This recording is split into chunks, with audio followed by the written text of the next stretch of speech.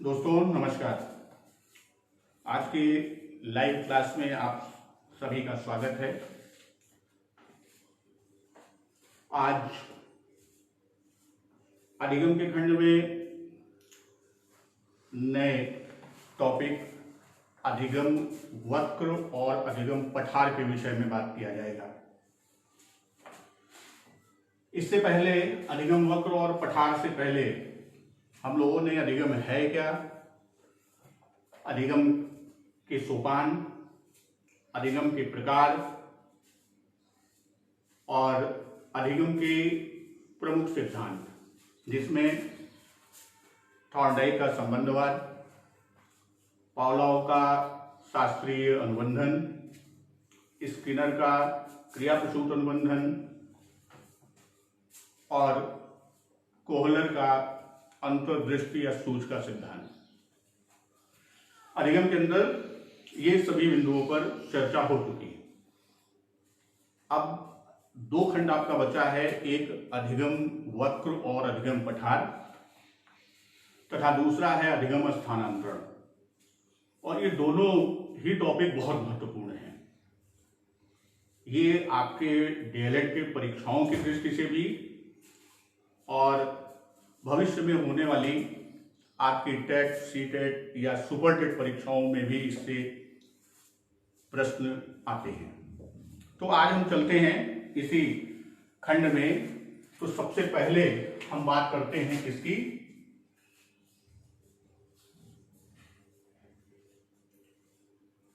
अधिगम वक्र, learning curve. तो अधिगम में जैसा हम लोगों ने अध्ययन किया कि अधिगम के अंतर्गत अभ्यास और प्रयास, उनके मध्य अनुबंधन, वह यांत्रिक रूप में हो या संज्ञानात्मक रूप में हो, तो किसी न किसी रूप में उनके मध्य साहचर्य का बनना होता है। अर्थात अभ्यास या प्रयास अथवा लिया गया समय, इनके सापेक्ष अधिगम की मात्रा को देखते हैं कि बच्चा कितना अधिगम किया। तो यहां बात करते हैं कि जो अधिगम कर्व की बात, कि सीखने की प्रगति या अधिगम की प्रगति या अवनति, दोनों स्थितियां होती हैं। प्रगति की भी स्थिति हो सकती है, अवनति की भी स्थिति हो सकती है, या न प्रगति न अवनति। तो यहां सामान्य रूप में कहें कि सीखने में या अधिगम में प्रगति या अवनति को दिखाने वाली जो रेखा होती है, जो वक्र रेखा होती है, उसी को हम क्या कहते हैं, अधिगम वक्र रेखा। तो कहने का मतलब कि सीखने या अधिगम की प्रगति को, अब ये प्रगति आपकी हो सकती है, तीव्र हो सकती है, मंद हो सकती है, या उसकी स्थिति स्थिर जैसी हो सकती है। तो इन स्थितियों को दिखाने की, या दूसरी तरफ हम कह सकते हैं अथवा अवनति, इनको दिखाने वाली जो एक रेखा, या उसी को कहते हैं वक्र रेखा। तो जो रेखा या वक्र रेखा हमें मिलती है, वही क्या है, वही हमारा अधिगम वक्र कहलाता है। या इस तरह से भी हम बता सकते हैं या कह सकते हैं कि सीखने की मात्रा तथा समय और अभ्यास के परस्पर संबंध को चित्रांकित करने पर जो वक्र रेखा प्राप्त होती है, उसी को हम क्या कहते हैं, अधिगम वक्र कहते हैं। तो यहां दो चीजें कहा, एक तो कहा क्या चीज, सीखने की मात्रा, और दूसरा क्या कहा, अभ्यास, कितना उसने अभ्यास किया या कितना प्रयास किया, इनके मध्य या इनके परस्पर संबंध को चित्रांकित करने पर, उसको जब हम चित्रांकित करते हैं तो जो इनके क्या करते हैं, परस्पर संबंध पर को क्या करेंगे, हम चित्रांकित करेंगे। इनको चित्रांकित करने पर जो वक्र रेखा प्राप्त होती है वही वक्र रेखा क्या है? अधिगम वक्र है। वही रेखा क्या है? अधिगम वक्र है। ये तो सामान्य बात हुई। इसी पर गेट्स व अन्य ने अपनी परिभाषा भी दिया। इसी के आधार पर क्या दिया कि सीखने के वक्र अभ्यास द्वारा सीखने की मात्रा, गति और प्रगति की सीमा को ग्राफ पर प्रदर्शित करती है। तो इस तरह सामान्य रूप में कहें तो अधिगम वक्र से समय के साथ सीखने में होने वाली सफलता का ज्ञान होता है। अधिगम वक्र रेखा से क्या होता है? इसके द्वारा सीखने में होने वाली सफलता समय के साथ, यह अधिगम वक्र क्या करती है कि समय के साथ या समय के सापेक्ष क्या होती है? जो अधिगम सफलता मिलती है,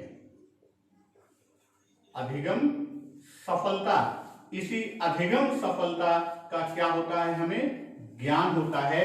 किसके द्वारा? यह ज्ञान अधिगम वक्र के द्वारा। तो ये तो आपका अधिगम वक्र है क्या। और ज्यादातर आपके प्रश्न जो बनते हैं वो अधिगम वक्र के प्रकार से बनते हैं, लर्निंग कर्व के टाइप से बनते हैं। तो मनोवैज्ञानिकों ने जो अध्ययन किया उसके आधार पर 4 प्रकार के अधिगम वक्र की बात कही है। अधिगम वक्र के 4 प्रकार की बात कही है।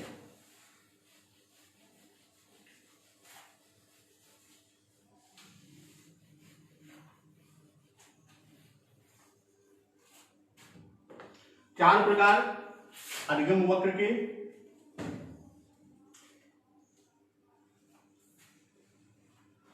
पहला प्रकार कहा था सरल रेखीय वक्र, दूसरे को कहा था उन्नतोदर वक्र, तीसरे को कहा नतोदर वक्र और चौथे को कहा मिश्रित वक्र। ये 4 प्रकार के वक्र की बात की। तो जो सरल रेखीय वक्र है, स्ट्रेट लाइन कर्व की बात हम करते हैं। पहला आपका क्या है? सरल रेखीय वक्र या स्ट्रेट लाइन कर्व की बात होती है। तो इसे समा उपलब्धि की बात करता है, अर्थात कर्व ऑफ इक्वल रिटर्न्स की बात करता है। इसे अन्य नामों से भी जानते हैं, जैसे समान उपलब्धि, या इसका संधि कर दीजिए तो यहां गुण संधि हो जाएगी और शब्द बनेगा समानोपलब्धि। कैसे इसकी बात हम करते हैं तो यह विभिन्न नामों से भी जाना जाता है। जैसे ये पहला इसका उपनाम जो देते हैं वो समानोपलब्धि,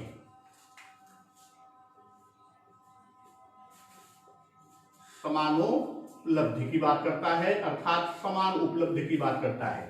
कर्व ऑफ इक्वल रिटर्न्स की बात करता है। इसी को समान निष्पादन वक्र भी कहते हैं। इसी को समान निष्पादन वक्र भी कहते हैं। समान निष्पादन वक्र का अर्थ क्या है कि कर्व ऑफ कांस्टेंट परफॉर्मेंस, यानी एक समान कांस्टेंट इसका परफॉर्मेंस होगा, अर्थात समय और अधिगम की मात्रा वह एक कांस्टेंट में चलता जाएगा। तो एक रेखा, सरल रेखा हमको प्राप्त होगी।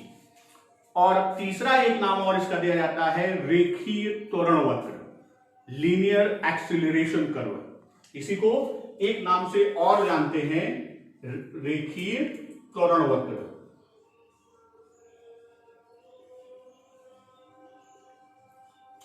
Linear acceleration curve. तो ये तो एक हो गया कि सरल रेखीय वक्र को विभिन्न उपनामों से जानते हैं, ये तो दिया हुआ है। अब ये है क्या? जब समय के साथ साथ अधिगम की मात्रा में समान रूप से वृद्धि होती है तब एक सरल रेखीय वक्र प्राप्त होता है। इसमें जैसे हम इसको दिखाना चाहें तो इस तरह से इसका ग्राफ बनेगा तो इधर आपका हो गया अभ्यास या प्रयास, और इधर आपका हो गया अधिगम की मात्रा। इधर क्या हुआ? अधिगम की मात्रा।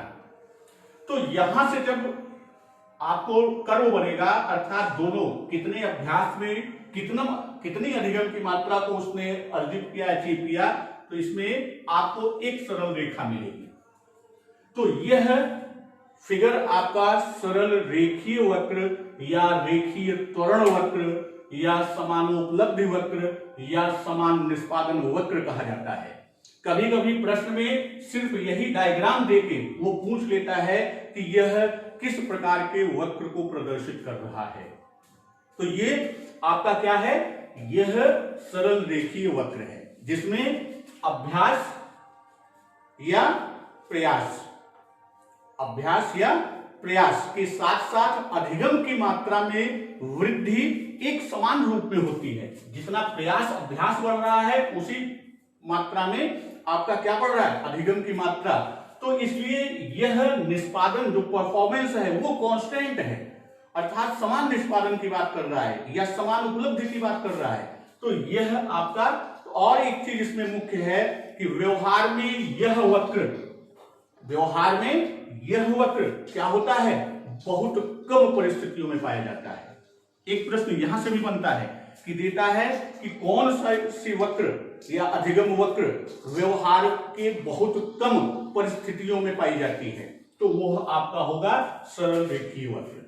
फिर दूसरे की बात कर रहे हैं उन्नतोदर वक्र की, तो इसे घटनशील यानी घटते हुए घटनशील उपलब्धि वक्र कहा गया। इसका उपनाम क्या है? यह घटनशील उपलब्धि वक्र।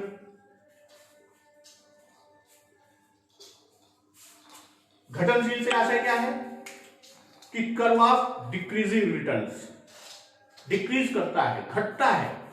फिर इसी को नकारात्मक गति वक्र भी कहते हैं। इसी को उन्नतोदर को क्या कहते हैं? नकारात्मक गति वक्र भी कहते हैं। नकारात्मक गति वक्र कहां से? निगेटिव एक्सेलरेटेड कर्व की बात करता है। जो एक्सेलरेट करेगा वो निगेटिव पर्सपेक्टिव में होगा। और इसमें होता क्या है कि इस कर्व में, इसमें उन्नतोदर कर्व में शुरू में सीखने की गति तीव्र, प्रारंभ में सीखने की गति क्या होगी? तीव्र होगी। लेकिन समय व प्रयासों के साथ साथ अधिगम की मात्रा में क्या होगा? धीरे धीरे कमी होने लगेगी। अधिगम की मात्रा में धीरे धीरे कमी होने लगती है और अंत में यह वक्र रेखा क्या होती है? एक सरल क्षैतिज रेखा या पठार का रूप ले लेती है। तो अगर इसको आप ग्राफ पे देखेंगे तो इसमें फिर वही अभ्यास या प्रयास की बात है इस तरफ एक्स एक्सिस पर आपके, और वाई एक्सिस पे आपका क्या है? अधिगम की मात्रा, अधिगम की मात्रा। तो इसमें जो ग्राफ बनेगा प्रारंभ में तो गति तीव्र होगी, अर्थात इसका जो कर्व बनेगा वह इस तरह से बनेगा कि प्रारंभ में अभ्यास के साथ गति, अधिगम की मात्रा की गति, प्रगति जो है वो तीव्र होगी।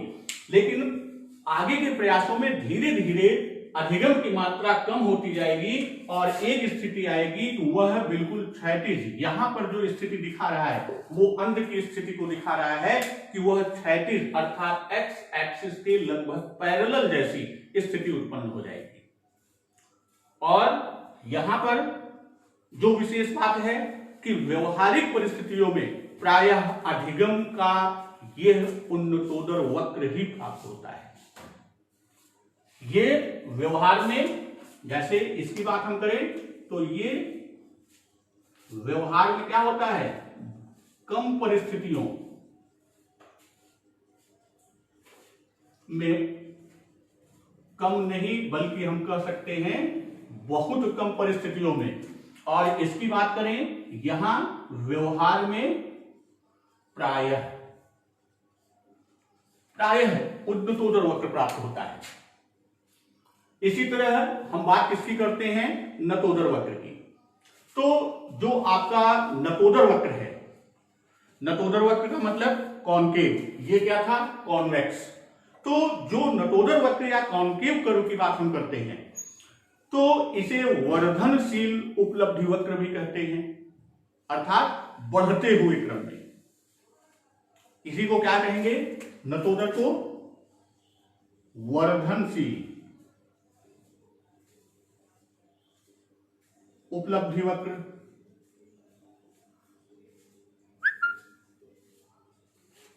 जो वर्धनशील उपलब्धि वक्र है, कर्व ऑफ इंक्रीजिंग रिटर्न्स की बात करता है, यह सकारात्मक गति वक्र होता है। यहां नकारात्मक था, यहां क्या है, ये सकारात्मक गति वक्र अर्थात पॉजिटिव एक्सीलरेटेड कर्व की बात करता है। दूसरा, इसे किस नाम से जानते हैं, सकारात्मक गति वक्र के नाम से।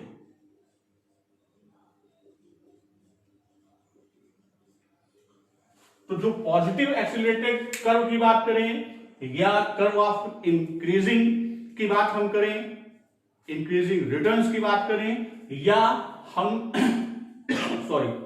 नतोदर वक्र की बात करें या कॉनकेव कर्व की बात करें, तो इसमें होता क्या है कि समय के साथ या अभ्यास के साथ, समय या अभ्यास या प्रयास के साथ क्या होता है, अधिगम की मात्रा में अधिक वृद्धि होती है।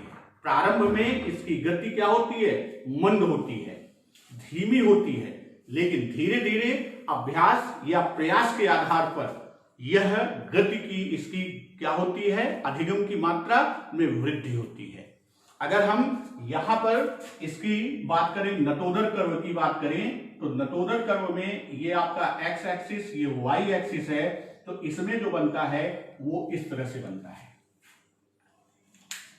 तो यहां जब हम बात करते हैं इस कर्व में, आप देख रहे हैं तो प्रारंभ में गति क्या है, धीमी है।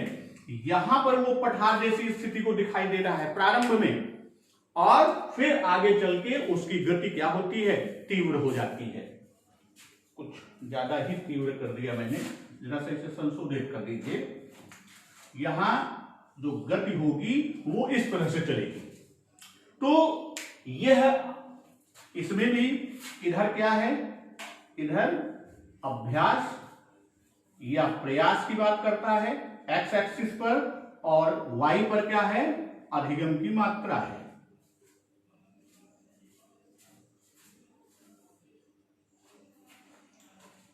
यहां इसकी जो बात करते हैं, व्यवहारिक रूप में इन स्थितियों को नहीं देखा जा सकता। अगर हम इस कर्व की बात करें, किसकी, नतोदर की, वर्धनशील या सकारात्मक की, तो व्यवहार में प्रायः नहीं देखा जा सकता।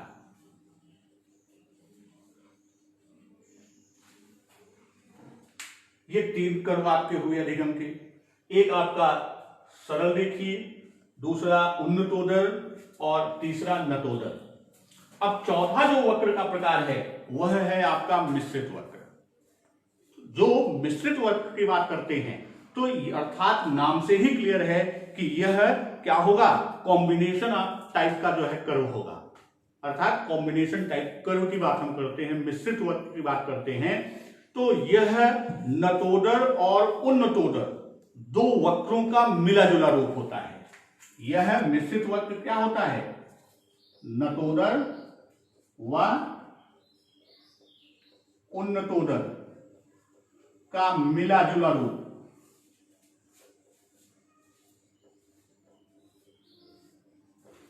नतोदर या उन्नतोदर का ये क्या होता है, मिश्रित वक्र, मिला जुला रूप होता है।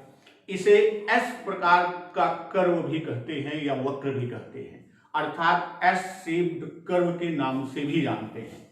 इसे एस शेप्ड कर्व या एस प्रकार का वक्र भी कहते हैं। तो इसे एस शेप का वक्र क्यों कहते हैं या इसमें कौन सी स्थितियां बनती हैं, तो अगर इसका डायग्राम आप देखें, इधर आपका अभ्यास या प्रयास और इस तरफ आपकी होगी अधिगम की मात्रा। तो इसमें आप देखेंगे जैसे ये कह रहा है नतोदर और उन्नतोदर, दो की बात किया है। नतोदर ये है और उन्नतोदर ये है। तो सॉरी, पहले नतोदर की बात किया, अर्थात पहले इसका शेप नतोदर जैसे बनेगा, फिर उन्नतोदर तो वो एस का शेप देगा और वह शेप आपका होगा इस तरह। तो यह आपका एस शेप देता है, इसीलिए इसे एस शेप्ड कर्व या एस टाइप वक्र के रूप में भी जानते हैं। और मिश्रित वक्र की बात करते हैं तो इसमें अधिगम प्रयासों में क्या होता है कि प्रारंभ में और अंत में या अंत के अति प्रयास में अधिगम की मात्रा कम होती है। कहां पर? प्रारंभ में और अंत में जो अति प्रयास होता है यहां मात्रा क्या होगी? कम होगी। अर्थात यहां पर पठार जैसी स्थिति बनेगी और बीच का भाग जो होता है, बीच के प्रयास में प्रति प्रयास अधिगम की मात्रा अत्यधिक होती है। ये बीच का भाग जो है, ये भाग आपका जो है यहां से लेकर यहां तक जो मध्य भाग है, तो मध्य भाग में क्या है? प्रयास के सापेक्ष अधिगम की मात्रा तीव्र होती है या अधिक होती है। तो यह आप लोगों का अधिगम कर्व है क्या? और यहां तो हम अधिगम कर्व के या वक्र के प्रकार की बात किया, चारों प्रकार, रेखीय, उन्नतोदर, नतोदर और मिश्र। तो एक सेकंड मैं साइड हो रहा हूं, आप इसकी स्क्रीनशॉट ले लीजिए, तो ये आपका पूरा एकदम क्लियर कर देगा।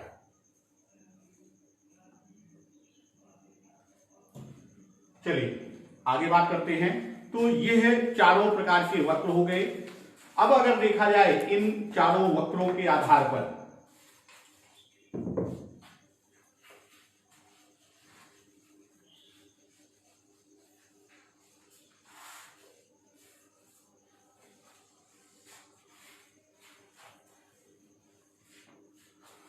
इन चारों वक्रों के आधार पर देखा जाए तो जो ये आपके अधिगम वक्र हैं, इनके उतार चढ़ाव बहुत आपको दिखाई दे रहे हैं। एक पहले में तो सीधी रेखा मिल रही है जो कि बहुत ही कम परिस्थितियों या बिल्कुल न के बराबर की परिस्थिति में मिलता है, और ये तीनों वक्र जो आपके हैं, उन्नतोदर, नतोदर और मिश्रित या एस प्रकार का, एस टाइप का, इन तीनों में आप देखेंगे तो जो वक्र रेखा है वह उतार चढ़ाव, कभी वो प्रगति को दिखाता है और कभी अवनति को दिखाता है। तो वही चीज अधिगम वक्र के उतार चढ़ाव के अनेक कारण हो सकते हैं। भाई ये किन्हीं किन्हीं कारणों से ये उतार की स्थिति बनेगी या प्रगति चढ़ाव की स्थिति बनेगी, तो उसके अनेक कारण बन सकते हैं। जैसे सीखने को प्रभावित करने वाले जो कारक होंगे वो भी इसके कारक बनेंगे। जैसे कुछ उदाहरण मैं दे रहा हूं, उत्तेजना, एक्साइटेशन की बात कर रहे हैं, एक्साइटमेंट की बात कर रहे हैं, तत्परता की बात कर रहे हैं, रेडीनेस, बच्चा कितना तत्पर है, कितना उत्तेजित है, कितना अभिप्रेरित है, अर्थात अभिप्रेरणा, वह कितना अनुकूलित कर रहा है अधिगम के लिए, वह अनुकूलन की परिस्थिति, बच्चे के थकान की बात करते हैं, उसके अभ्यास की बात होती है, या उसके प्रोत्साहन, कितना प्रोत्साहन, किस प्रकार का प्रोत्साहन आदि के परिणाम स्वरूप भी अधिगम वक्रों में क्या होता है? उतार चढ़ाव चलता है। और इस आधार पर अधिगम वक्र की किसी विशेष विशेषता या खास विशेषता के बारे में कोई पूर्वानुमान नहीं लगाया जा सकता। किसी खास विशेषता के बारे में कोई भी पूर्वानुमान नहीं लगाया जा सकता, लेकिन मनोवैज्ञानिकों ने कुछ सामान्य विशेषताओं को बताया है। जैसे प्रारंभिक स्फुरण, 4 बिंदुओं को उन्होंने दिया। जैसे कहा प्रारंभिक स्फुरण यानी बिगिनिंग स्पर्ट की बात करता है, जो उसकी विशेषताओं की बात करते हैं, तो पहले को बताया प्रारंभिक स्फुरण।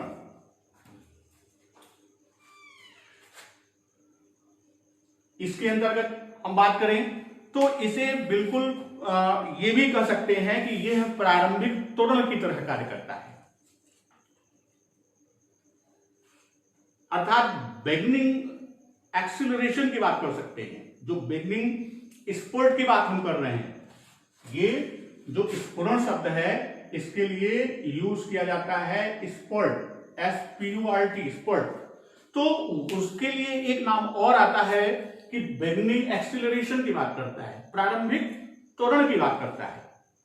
कि इस तरह से इसको हम समझ सकते हैं, कोई छात्र है और पाठ को सीखना प्रारंभ कर रहा है, कोई भी लेसन है, कोई भी पाठ है, सीखने क्या कर रहा है, प्रारंभ कर रहा है। तो उस समय उसमें अभिप्रेरण, अभिरुचि अर्थात मोटिवेशन, उसकी रुचि, उसका इंटरेस्ट आदि अधिक सबल होता है, या यूं कह दें कि उनकी सबलता अधिक होती है। और इतना ही नहीं, वह प्रारंभ के प्रयासों में जो बिल्कुल प्रारंभिक प्रयास करता है, तो प्रारंभिक प्रयासों में पाठ कठिन हो या आसान, वह पाठ कठिन हो या आसान हो, छात्र के लिए नवीन होता है, उसके लिए नयापन लेके आता है, अर्थात उसके लिए नया रहता है। और इन सभी कारकों का जो परिणाम मिलता है, जो रिजल्ट मिलता है, वह शिक्षण वक्र की तेजी को दिखाता है, या शिक्षण वक्र को तीव्र गति से ऊपर की ओर ले जाता है। वह शिक्षण को तीव्र गति से ऊपर की ओर लेके जाता है। ये प्रारंभिक त्वरण की बात करते हैं मनोवैज्ञानिक। दूसरा बिंदु उन्होंने कहा मध्य स्फुरण, मिडिल स्पर्ट की बात की, जो मध्य का भाग है। दूसरा मध्य स्फुरण, मिडिल स्पर्ट की बात किया। तो यहां जब हम मध्य स्फुरण की बात करते हैं तो मध्यकालिक त्वरण की तरह है, यानी ये क्या होता है, मिडिल एक्सीलरेशन की तरह कार्य करता है। और यह अवस्था जो मध्य स्फुरण की मध्य की भाग होती है, जो मध्य स्फुरण की बात होती है, वह बीच की अवस्था होती है। यहां वक्र में काफी उतार चढ़ाव पाया जाता है, और प्रारंभ में छात्र में जो रुचि, उत्साह, अभिप्रेरणा आदि तथ्य मौजूद होते हैं या उपलब्ध होते हैं या उनके द्वारा कार्य करता है, बीच के प्रयासों में उसमें कमी आने लगती है, और जिसका परिणाम यह होता है कि वक्र में उतार चढ़ाव, फ्लक्चुएशन, वो प्रारंभ हो जाता है। अगर हम इसकी बात करें, ये ग्राफ, इसके लिए दूसरा हम ग्राफ आपको दे रहे हैं।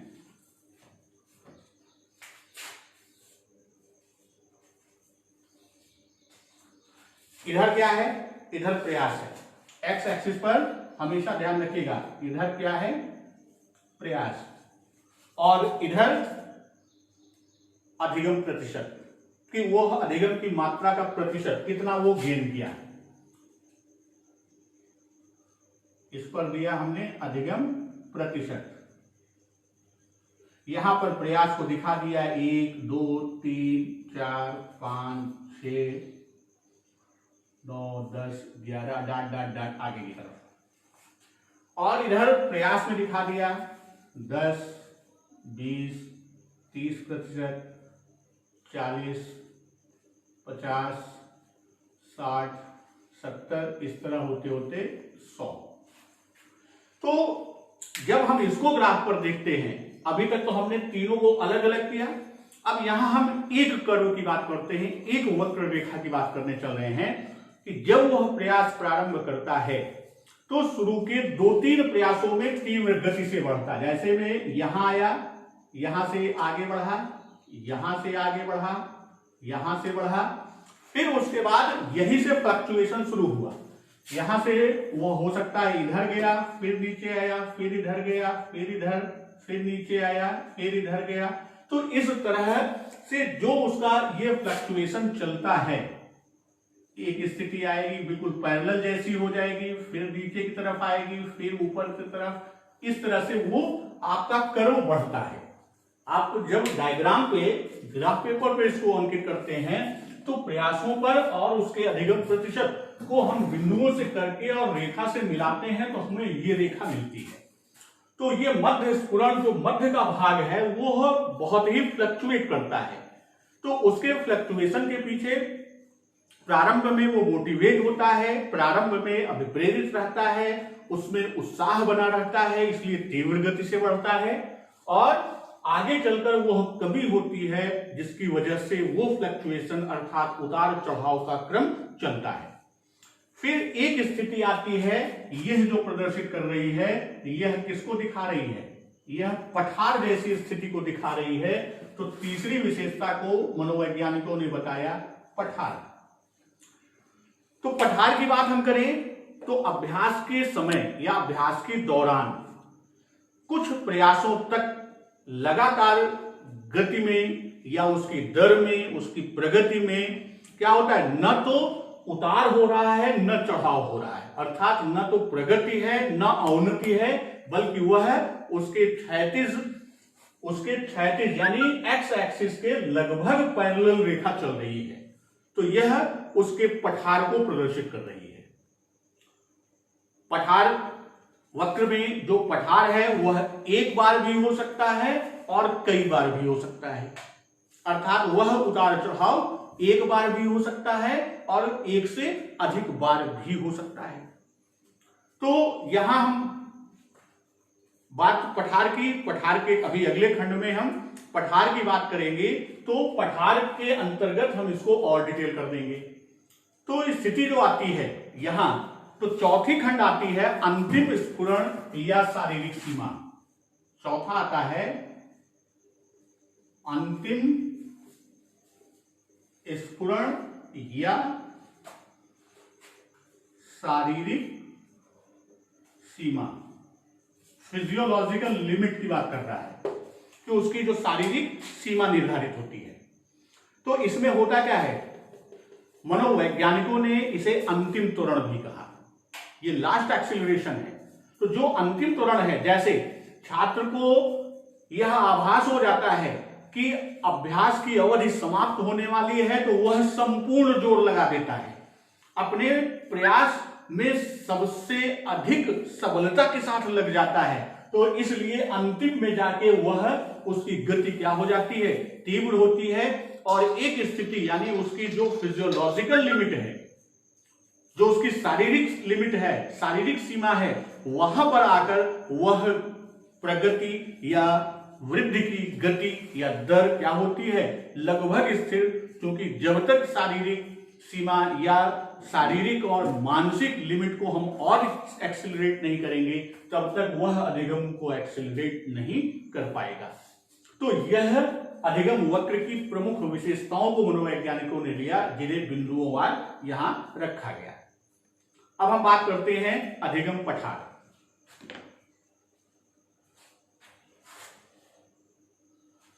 एक सेकंड, लेना हो तो स्क्रीनशॉट ले लीजिए, फिर इरेज करें। चलिए,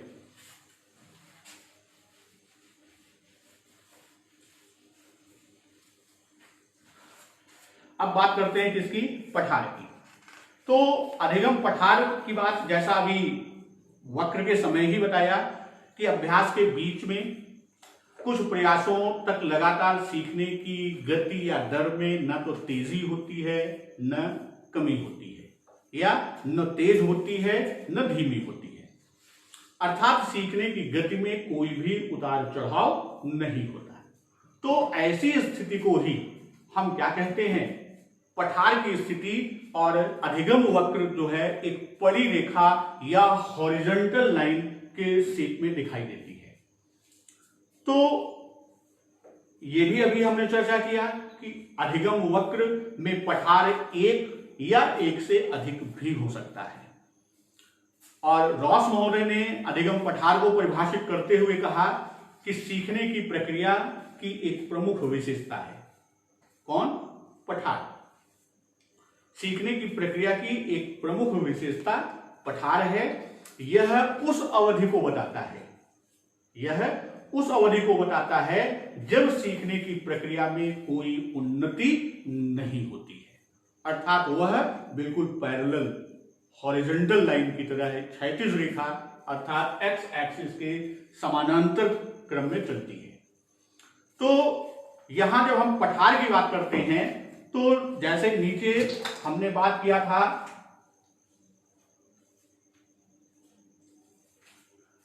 एक इसकी बात किया था, तो ये जो स्थिति आपकी आती है ये क्या दिखाती है? ये पठार की स्थिति को परिलक्षित कर रही है। और जो एस शेप की बात करते थे तो यहां यह पठार को परिलक्षित कर रहा है और यहां पर ये पठार को परिलक्षित कर रहा है। और अभी हमने विशेषताओं में जो आपको एक ही कर्व में दिखाया था वहां पर भी पठार की स्थिति परिलक्षित हुई थी मध्य में। तो पठार के पीछे कारण क्या है? तो रुक महोदय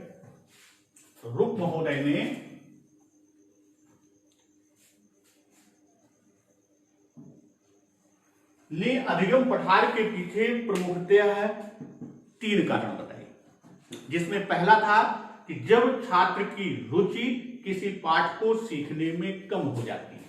इन्होंने पहला क्या कहा? रुचि कम होना।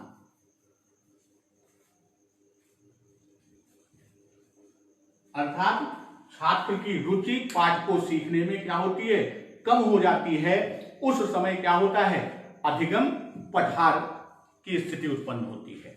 दूसरा कहा कि जब छात्र अभ्यास के मध्य में क्या करता है? सीखने की एक विधि को छोड़कर कोई एक नई विधि को अपनाता है, उस स्थिति में भी अधिगम पठार होता है। दूसरा क्या कहा कि जिस विधि, एक विधि को छोड़कर एक नई विधि अपनाता है,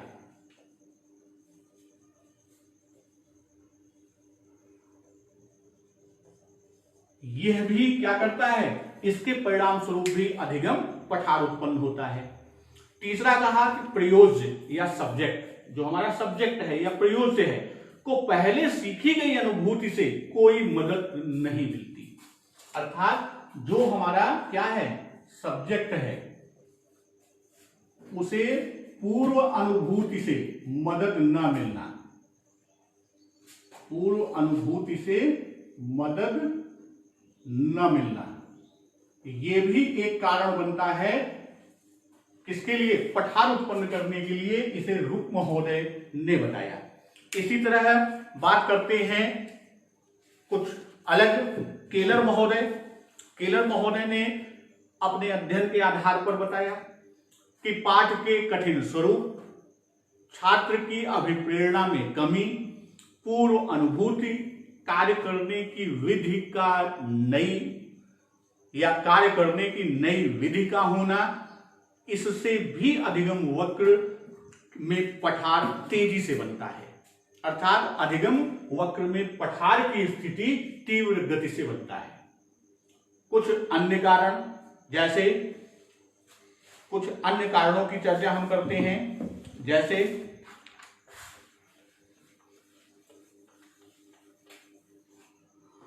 प्रमुख कारणों में ज्ञान अवरोध। अन्य कारण में क्या है? ज्ञानावरोध। ज्ञानावरोध का मतलब क्या है? Knowledge limits. अर्थात उसका ज्ञान जो है वही अवरोध का काम करना शुरू करता है। दूसरा उत्साह अवरोध या प्रेरणा की सीमा। दूसरा उत्साह अवरोध या प्रेरणा की सीमा। ये कहता है कि जो मोटिवेशनल लिमिट है वो भी पठार बनने की स्थिति का कारण बनता है। और तीसरा है फिजियोलॉजिकल लिमिट्स, अर्थात शारीरिक सीमा।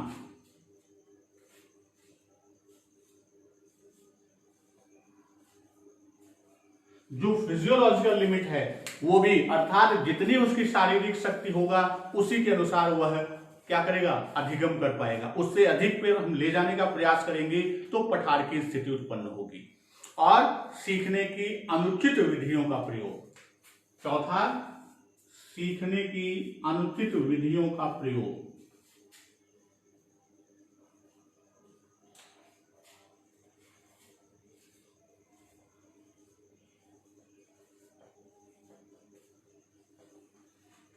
तो ये ज्ञान का अवरोध, उत्साह अवरोध या प्रेरणा की सीमा, शारीरिक सीमा, सीखने की अनुचित विधियों का प्रयोग, ये है प्रमुख अन्य कारण में है।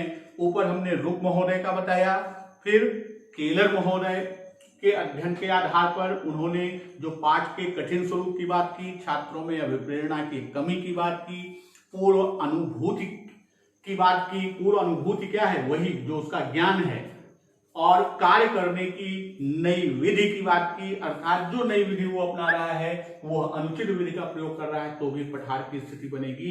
तो रुच महोदय और केलर महोदय और एक सामान्य मनोवैज्ञानिकों के द्वारा जो मान्यता है कि इन कारणों से क्या होता है, पठार बनता है, अर्थात पठार बनने के ये प्रमुख कारण बनते हैं। दोस्तों, इस तरह आज हमने अधिगम वक्र और पठार की बात की। कल हम अधिगम स्थानांतरण पर चर्चा करेंगे। धन्यवाद।